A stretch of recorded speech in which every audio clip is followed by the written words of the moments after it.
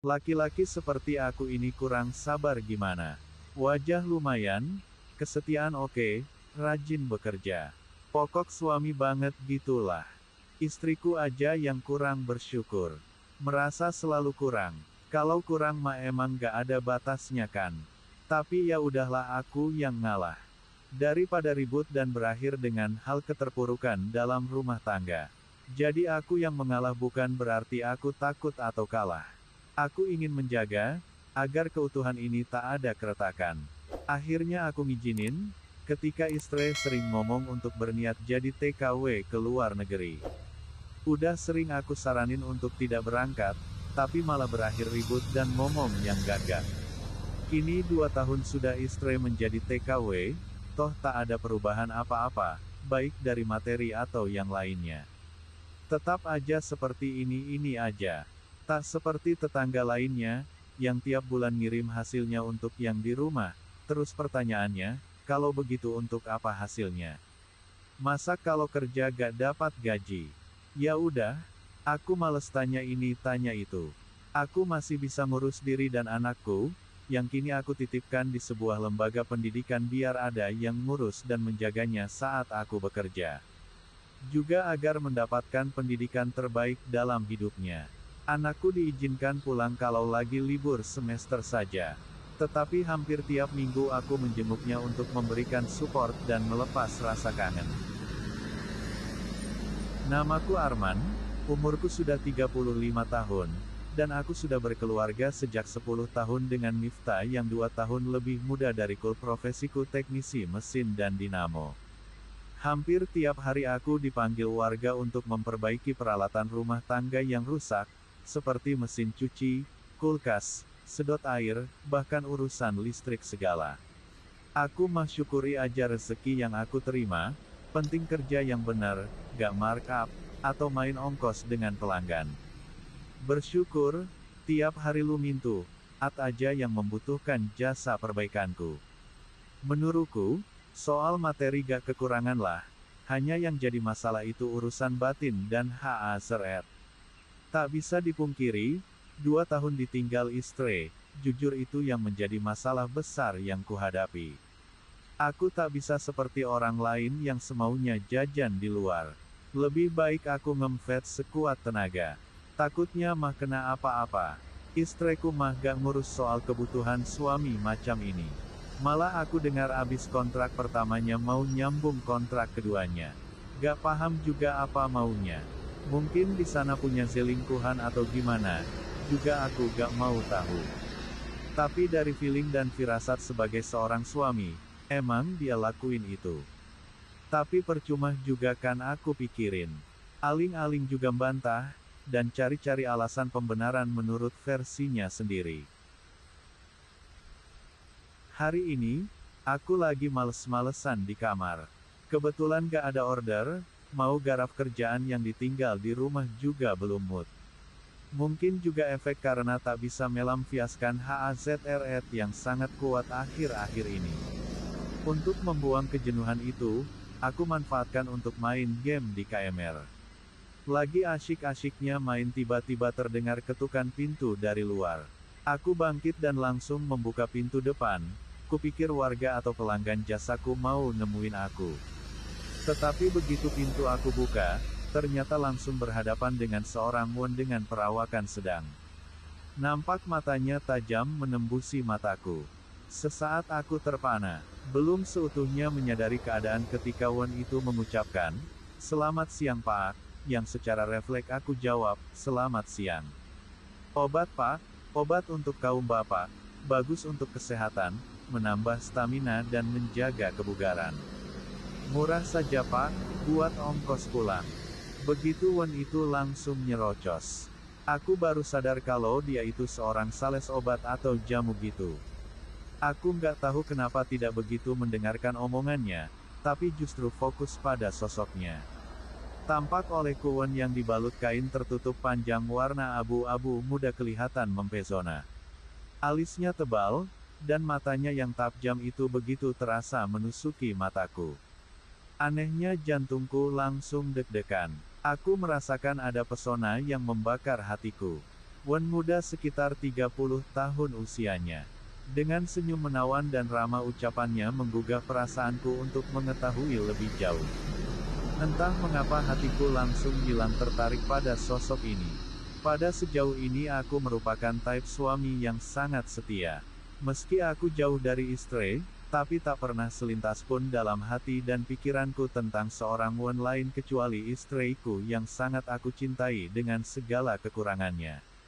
Tetapi kenapa sekarang ini tiba-tiba ada perasaan lain menghadapi N yang satu ini? Pandangan mata Wen itu membuat jantungku berdebar. Dan lantas saat itu hadir kerinduanku pada sang istri. Bayangan belayan sang istri Tris akan menelusuri jiwaku yang tengah rindu. Hembusan nafasnya yang meniupi telingaku hingga bergidik hingga ada yang bangkit dan bergetar. Pak, kok Bapak nampak pucat, sakitkah? Ucapnya yang membuat aku tersadar, Gak, Papa. Ah maaf, silahkan masuk, mari sini, silahkan duduk, jawabku dengan gugup dan serta-merta menyilahkan Wen asing itu untuk memasuki rumahku, yang kemudian langsung disusul perasaan menyesal, kenapa dia aku persilahkan memasuki rumah, bahkan mempersilahkan duduk. Rupanya aku menjadi salah tingkah. Sesaat aku ingin menahan, terpikir untuk mencabut ajakan masuk rumah tadi. Tetapi, perasaanku nggak enak setelah dia dengan botol-botol obat itu masuk menaruh bawaannya dan duduk di sofa panjang ruang tamuku. Sekali lagi aku ingat istriku, yang sering duduk di sofa tersebut sambil mainin HP-nya. Pada saat seperti itu biasanya aku mendekat, menaruh tanganku yang langsung disambut dengan begitu mesra, kemudian entah diumekin dan seterusnya.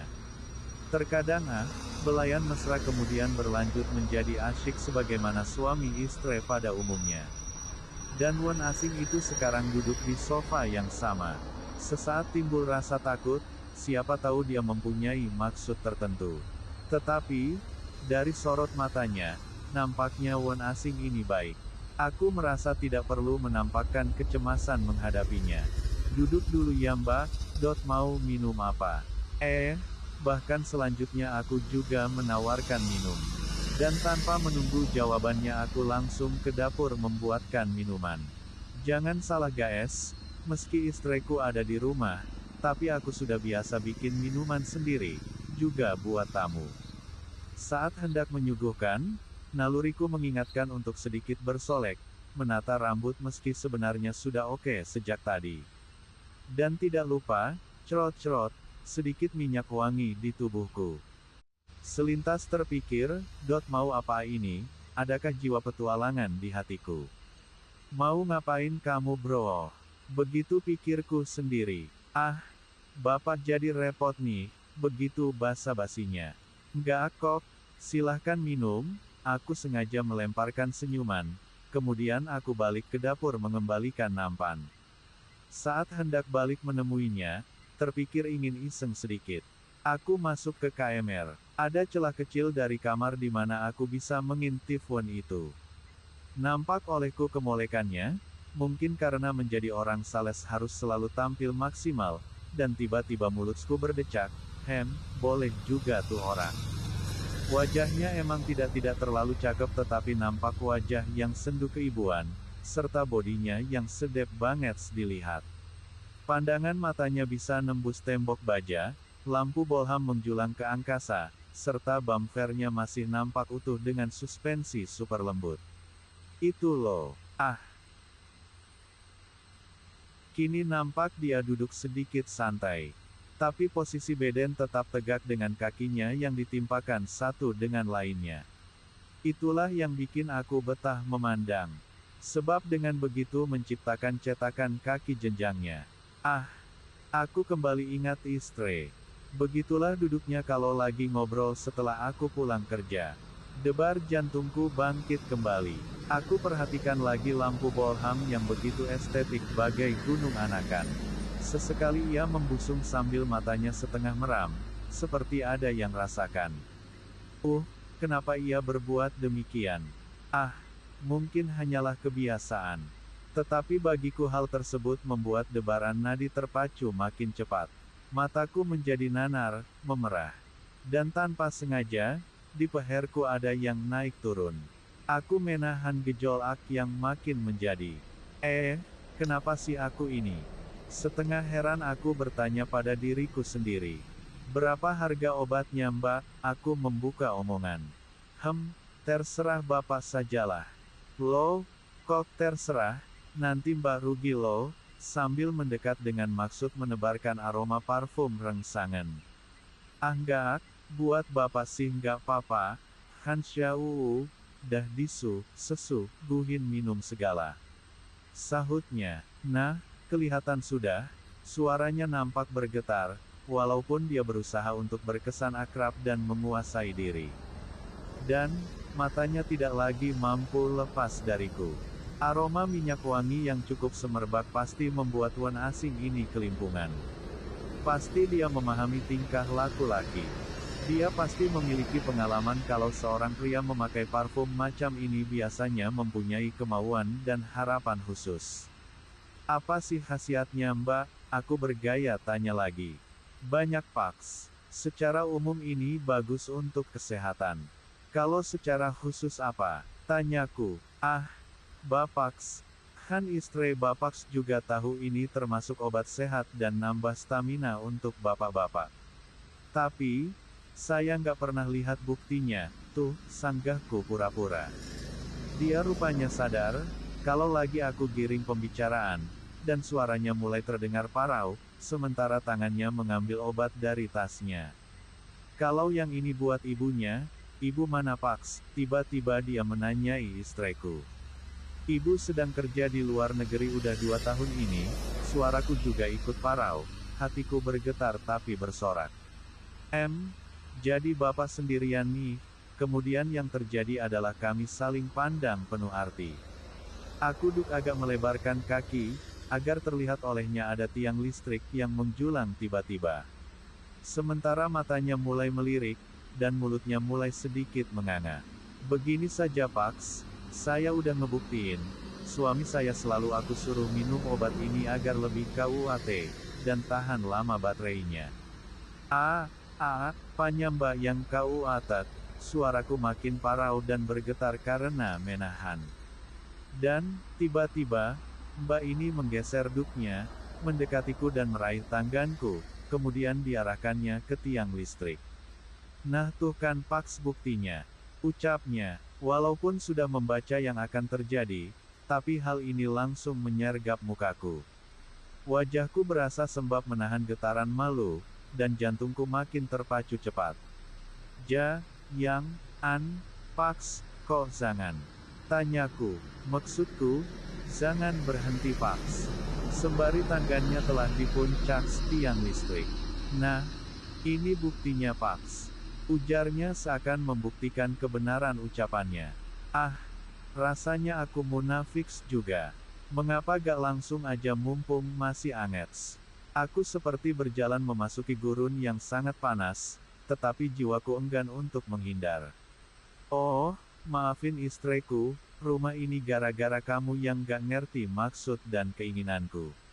Apalagi 10 tahun perkawinan kita, belum pernah aku dapatkan macam ini. Kamu di sana cari senengmu dewe, gak salah kan kalau aku sekali-kali juga cari hal yang sama. Begitu bunyi suara hatiku, ketika irama lagu yang berjudul Rintin dan Desyahan pertama, dinyanyikan oleh Mbak penjual obat itu, dan memecahkan keheningan di siang itu. Sejak itulah, seminggu sekali aku selalu nunggu kedatangan Mbak itu, sebab emang terbukti manjur banget. Apalagi langsung bisa dipraktiin. Setelah beberapa kali ia datang ke rumah, akhirnya tahu juga namanya, yakni Mbak Oki. Lucunya lagi, aku jadi gak sering minta istriku segera pulang, malah ia aku suruh memperpanjang kontraknya. Sing penting sama-sama amannya. Iya kan? Sekian dan terima kasih.